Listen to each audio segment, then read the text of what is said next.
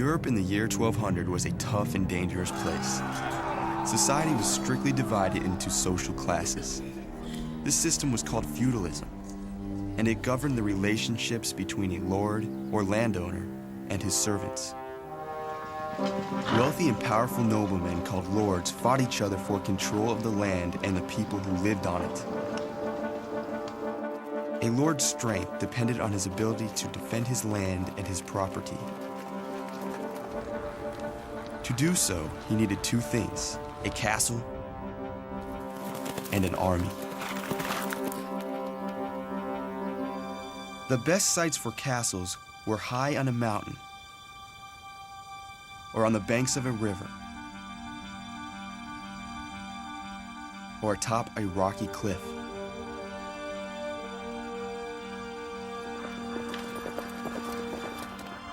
Attacking a castle built in one of these locations was difficult.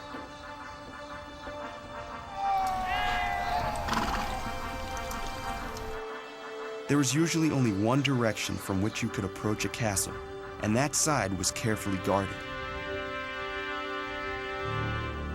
For extra insurance against attackers, a trench with water, called a moat, might surround the castle.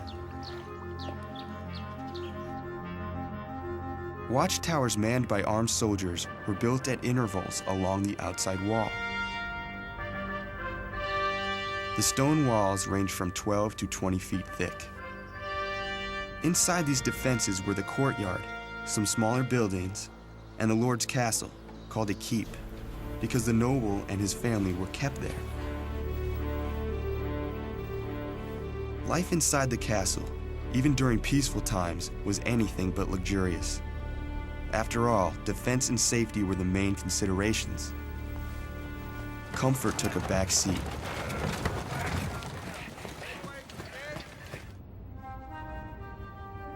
The building itself was cold and drafty. An army of servants was needed to keep warm fires going 24 hours a day. There were only a few actual bedrooms. The lord, his family, and often his servants shared one bedroom. Toilets were built into the outer wall and might end in a ditch or the moat. The kitchens were just a group of sheds in the courtyard. Food was unlikely to arrive hot at the table after being carried through the open air and up the drafty staircases.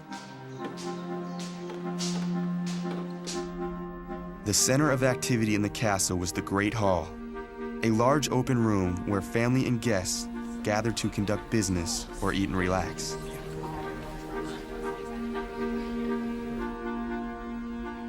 A chapel-worthy household could attend Mass reflected the importance of the Catholic Church during the Middle Ages. Feudalism influenced every aspect of life in the Middle Ages. Under feudalism, the noblemen who owned the land owned the common people, called peasants, who lived on the land. The noblemen made all the laws and settled disputes, usually in the castle's Great Hall. Peasants worked the land for the lord, and in return were allowed to keep a little food for themselves. They also received the protection of their lord's army. These medieval armies were composed of soldiers called knights, some of whom were land-owning noblemen themselves. Knighthood was a great honor, and there were two ways to achieve it. You could inherit the title from your father, or you could work your way up. Either way, men trained for knighthood from the time they were young boys. A future knight learned to ride a horse, and he learned the rules of chivalry, including skill in arms, loyalty to his lord, generosity, courtesy, and service to God. At around age 13, he joined a noble's house as a squire, where he learned to use weapons and to care for horses and armor. Around the age of 20, the squire became a knight.